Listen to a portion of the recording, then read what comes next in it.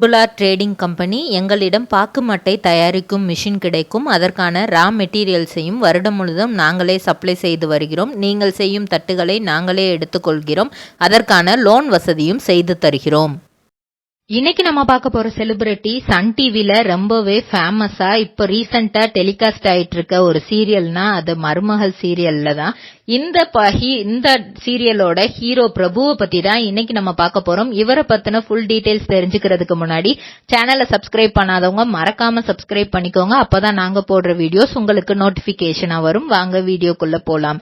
பிரபுவோட உண்மையான பெயர் ராகுல் டி ரவீந்திரன். ஆக்சுவலா இவரை எல்லாருமே ராகுல் ரவி அப்படின்னு சொல்லுவாங்க. இவருக்கு பேரண்ட்ஸ் வச்ச பெயர் ராகுல் டி ரவீந்திரன் தான். இவர் 1989 ஆண்டு மே மாதம் 21ஆம் தேதி ரவி கேஷ்மா இவங்க 2 பேத்துக்கும் பிறக்கிறாரு. இவங்களுக்கு ஒரு தங்கச்சி இருக்காங்க, வர்ஷா தேவி. இவரு கேரளால திரிசூர்ல இருக்கிற திரிப்பரையூர் அப்படிங்கிற ஒரு ஊர்ல தான் இவர் பிறக்கிறாரு. அடுத்து தன்னோட பள்ளி படிப்பை எல்லாத்தையுமே பழுவில்ல இருக்கிற சென்ட் ஆண்டனி ஹைஸ்கூல்ல தான் இவர் பண்றாரு. அதுக்கப்புறம் கல்லூரி படிப்பு என்ன எடுக்கலாம் அப்படிங்கும் போது அவங்க அப்பா நீ பிடெக் எடுத்து படி, ஒரு ஆர்கிடெக்சர் லெவல்ல ஒரு பில்டிங் கன்ஸ்ட்ரக்ஷனுக்கு அது யூஸ் ஆகும் அப்படிங்கிற மாதிரி சொல்றாங்க. பொதுவா கேரளா அப்படின்னாலே படிப்பு விஷயத்துல ரொம்பவே கேர்ஃபுல்லா இருப்பாங்க. நல்லா படிக்கணும் அப்படிங்கறது தான் அவங்களோட போக்கஸா இருக்கும். லிட்ரரி ரேட்லயே கேரளா தான் ஃபர்ஸ்ட் லெவல்ல இருப்பாங்க. சோ அங்க அந்த பேரண்ட்ஸ் ரொம்ப ஸ்ட்ரிக்டான பேரண்ட்ஸ் தான். ஏன்னா பழுவில்ங்கிறது ஒரு சின்ன கிராமம் தான். இவங்க அதுக்கு பக்கத்துல இருக்கிற திருப்பரையூர்ல தான் இவங்க பிறந்தது வளர்ந்தது எல்லாமே. சோ மாதா காலேஜ் ஆஃப் டெக்னாலஜில நீ பிடெக் எடுத்து படி அப்படிங்கறாங்க. சோ அவரும் அதை எடுக்கிறாரு. ஆனா அவருக்கு நிறைய அரியர்ஸ் வருது. அந்த 4 வருஷம் அவர் படிச்சு முடிக்கிறதுக்குள்ள அந்த அரியர்ஸ கிளியர் பண்ணவே அடுத்து ஒரு 2 வருஷம் அவருக்கு தேவைப்பட்டிருக்கு.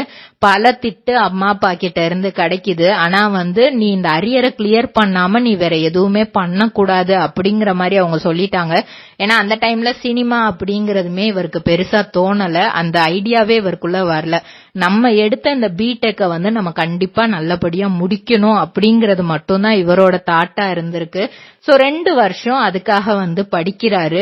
அப்படி படிக்கும் போது இவருக்கு என்னதான் இருந்தாலும் முன்னாடி காலேஜ் போயிட்டே படிச்சிட்டு இருக்கும் போது அப்ப ஃப்ரெண்ட்ஸோட அது பெருசா ஏதாவது தெரிஞ்சிருக்கிறாரு. ஆனா இந்த 2 இயர்ஸ் சும்மாவே இருந்துட்டு அரியர் எக்ஸாமுக்கு மட்டும் எழுத போகணும் இல்லையா. சோ கொஞ்ச நாள் ஃப்ரீயாவே இருந்தனால நம்ம மாடலிங் ட்ரை பண்ணா என்ன அப்படிங்கிற மாதிரி இவருக்குள்ள ஒரு தாட் வருது. நம்ம ஏன் இப்படியே இருக்கணும், அதையும் ட்ரை பண்ணி பார்ப்போம், கிடைச்சா அந்த லைன்ல போகலாம் அப்படின்னு. ஏன்னா அதுக்கப்புறம் அது யோசிக்க ஆரம்பிச்சதுக்கு அப்புறம் இவருக்கு பிடெக் மேல பெருசா ஒரு நம்பிக்கை இல்ல. அதுக்கு முன்னாடி வரைக்கும் நம்ம அப்பா சேர்த்து விட்டுட்டாங்க, நம்ம படிக்கணும் அப்படிங்கிற மாதிரி ஒரு ஐடியால இருந்தவர் மாடலிங் பண்ணணும் அப்படின்ட்டு நிறைய ஸ்டேஜ் ஏறி இருக்கிறாரு. அவங்க வீட்டுக்கு தெரியாமே பல தோல்விகள். ஒரு இடத்துல அப்பதான் ஆடிஷனுக்கு அவர் லேட்டா தான் போயிருக்காரு. அப்பதான் பேர் கொடுத்துட்டு இருக்காரு. ஆனா அங்க அவர் பேர் அனௌன்ஸ் பண்ணிட்டாங்களாம்.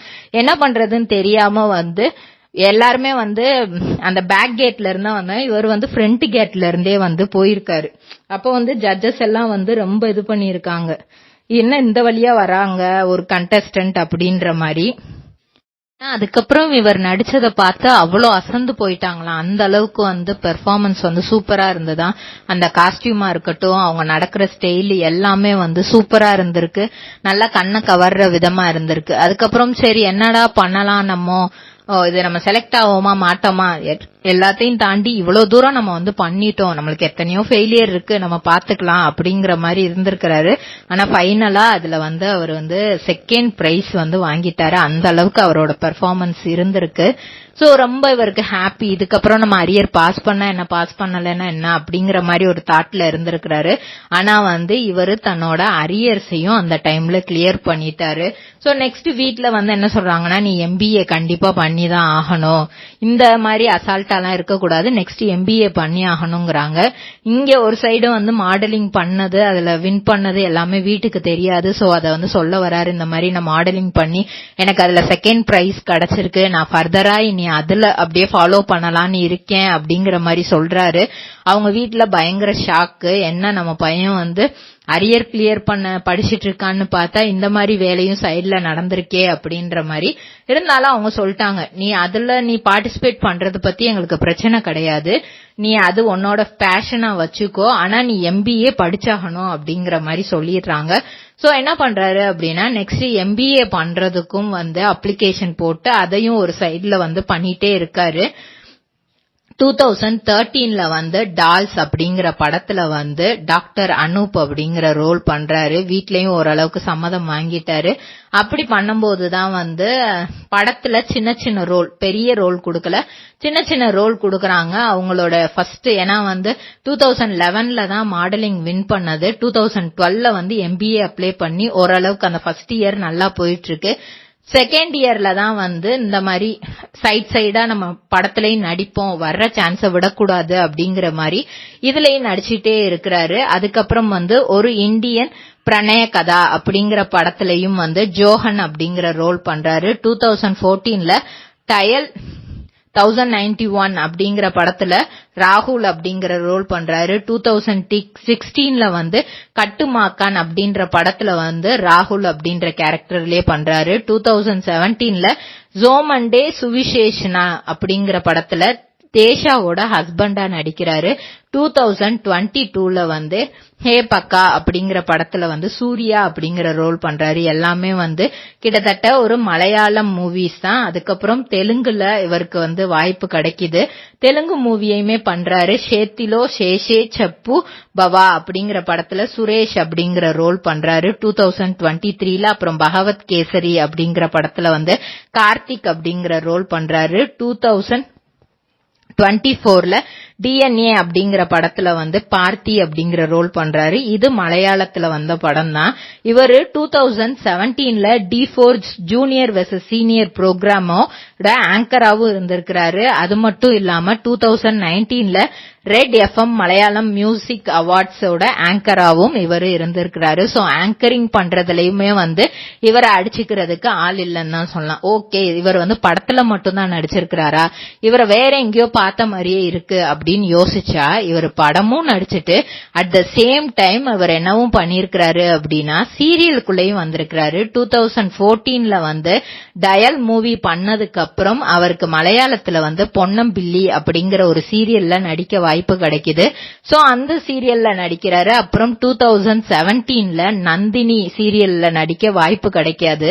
2019ல அதோட சீசன் 2வும் வந்துச்சு. சோ 2 சீசன்லயுமே இவர் அருண் அப்படிங்கிற கேரக்டர் பண்றாரு தமிழ்ல. சோ அதுலயுமே கொஞ்சம் நல்லா ரீச்சர் ஆகிறாரு. அருண் அப்படிங்கிற கேரக்டர் ஓரளவுக்கு மக்கள் மத்தியில தமிழ்நாட்டுல தெரிய ஆரம்பிக்குது. 2019 to 20 இந்த கேப்ல அவர் விக்ரம் அப்படிங்கறது சன் டிவில விக்ரம் அப்படிங்கிற ரோல்ல பண்றாரு. 2020 to 23ல கண்ணான கண்ணே சீரியல்ல யுவராஜ் அப்படிங்கிற ரோல் பண்றாரு. இந்த ரோல் மக்கள் மத்தியில வேற லெவல்ல ஃபேமஸ் ஆச்சு. இப்படி கண்ணான கண்ணையில கிடைச்ச ரீச் அவர் இதுக்கு முன்னாடி நடிச்ச படங்கள்லயும் அவருக்கு கிடைச்சது இல்லையாம். அந்த அளவுக்கு மக்கள் 2 பேரோட பேரை ரொம்ப நல்லா பேச ஆரம்பிச்சிட்டாங்க. இவரும் நிமிஷாவும் நல்ல பேரா இருக்காங்க. ரியல் லைஃப்லயே இவங்க நடிச்சா இந்த மாதிரி நடிச்சதுலயே ரியல் லைஃப்லயே இவங்க பேரா ஆகலாம் அப்படிங்கிற மாதிரி ஒரு பேரா இருக்காங்கன்ட்டு நிறைய பேர் பேசி இருக்கிறாங்க. ஆனா இவருக்கு அதுக்கு முன்னாடியே சாக்லேட் அப்படிங்கிற சீரியல்ல ஓரளவுக்கு ரீச் இருந்துச்சு. நந்தினில ஒரு 25% ரீச் இருந்தது அப்படின்னா சாக்லேட் சீரியல்ல ஒரு 50% இருந்தது. அப்புறம் கண்ணான கண்ணே சீரியல்ல ரொம்ப ரீச் அதிகமாயிருச்சு. 2020 டிசம்பர் 27 அன்னைக்கு இவங்க ஃப்ரெண்டான லட்சுமி நாயரோட கல்யாணம் நடக்குது. சோ 2 இயர்ஸ் இவங்க ரிலேஷன்ஷிப்ல இருந்திருக்கிறாங்க. அதுக்கப்புறம் தான் இவங்களோட கல்யாணம் நடக்குது. ஆனா அந்த கல்யாணம் 2023ல எண்டப் ஆயிருது. அவங்க லட்சுமி நாயர் இவங்க அப்பா அம்மா மேலையும் இவங்க மேலையும் இந்த மாதிரி வரதட்சணை கொடுமையும் இருக்கு. அட் த சேம் டைம் அவருக்கு நிறைய அஃபேர்ஸ் இருக்கு அப்படிங்கிற மாதிரி ஒரு கேஸ் கொடுத்துட்டாங்க. சோ அப்படி அந்த கேஸ் கொடுக்கும் போது பெருசா வெடிச்சது அந்த வேற பொண்ணோட இல்லீகல் அஃபேர்ஸ்ல இருக்காரு அப்படிங்கிற கேஸ் தான். சோ அந்த கேஸ்ல இவரை தேடிட்டு இருக்கும் போது இவர் டக்குன்னு தலைமறைவாயிட்டார். இவர் எங்க இருக்காருன்னே யாருக்குமே தெரியாம இருந்துச்சு. சீரியல்லையுமே பெருசா இவர் கமிட் ஆகல. அப்போ அதுக்கப்புறம் கொஞ்சம் கொஞ்சமா இவர் சைடு இருக்கிறத இவர் கோர்ட்ல பிரசன்ட் பண்ணி ஓரளவுக்கு அந்த கேஸ்ல இருந்து வெளியே வந்துட்டாரு. ஆனா இவங்களுக்குள்ள லீகலா டைவோர்ஸும் நடந்துருச்சு. அதுக்கப்புறம் சன் டிவில இவங்களுக்கு ஏன்னா இவரோட ரீச் இருந்தனால திரும்ப அபியும் நானும் சீரியல்ல இவர் நடிக்க ஆரம்பிச்சாரு. அதுக்கப்புறம் அன்பேவா சீரியல்ல நடிக்க ஆரம்பிச்சாரு. கண்ணான கண்மணி சீரியல்ல நடிக்க ஆரம்பிச்சாரு. சூர்யா டிவில இந்த சீரியல் வந்துச்சு மலையாளத்துல.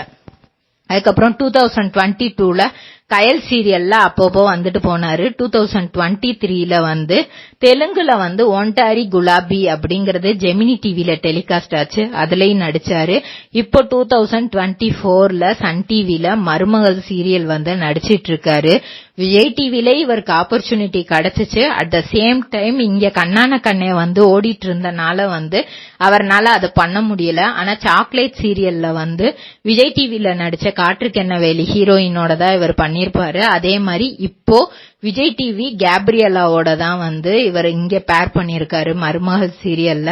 விஜய் டிவில அடுத்து கண்டிப்பா ஏதாவது ஒரு புது சீரியல்ல வந்தா அது நான் நடிப்பேன் அப்படிங்கிற மாதிரியும் பல இன்டர்வியூஸ்ல இவர் தெரியப்படுத்தி இருக்கிறாரு.